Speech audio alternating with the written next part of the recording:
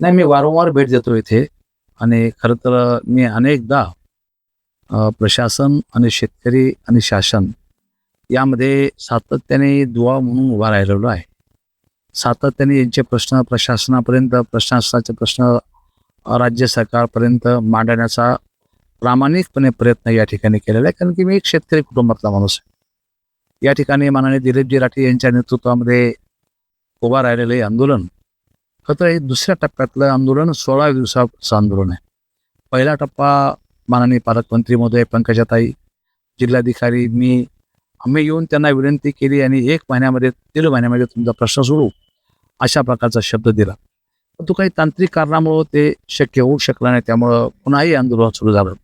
मी क्षमा मागतो आंदोलनकर्त्याची, की 1.5 महिन्यामध्ये आम्हाला हा प्रश्न सोडवता आला नाही. परंतु आता प्रशासन आणि शासन पूर्णतः पॉझिटिव्ह आहे. या संदर्भाने दखल घेण्यासाठी, मदत करण्यासाठी, शेतकऱ्याला त्याच्या हक्काचं, त्याच्या कष्टाचं त्या ठिकाणी मिळालं पाहिजे, ही भूमिका निश्चितपणे सर्वांची या ठिकाणी आहे. आता मी साधा प्रश्न त्यांना शासनालाही दिला आणि सरकारलाही दिला. ठीक आहे, ज्या शेतकऱ्यांच्या जमीन तुम्ही घ्यायला लागलेत, जेवढी जमीन शेतकऱ्याची चालली तेवढीच जमीन त्यांना बाजूला घेऊन द्या. पैसे देता येत नसेल तर तेवढी जमीन बाजूला घेऊन द्या. त्याच्यातही तयार नाही. आता या ठिकाणी 2 कोटीचे भाव आहेत आणि प्रशासनाने काहीतरी टेक्निकल बाजू काढून 25 लाख रुपये भाव काढला. हे तुम्हाला तरी संयुक्त पडतं का? त्यामुळं हा अन्याय होता शेतकऱ्यावरचा आणि मला असं वाटतं की तो अन्याय आता जवळपास संपुष्टामध्ये या 2-4 दिवसामध्ये येईल आणि या शेतकऱ्यांच्या आंदोलनाला निश्चितपणे यश मिळेल अशा प्रकारची आशा माझ्या मनामध्ये निर्माण झालेली आहे.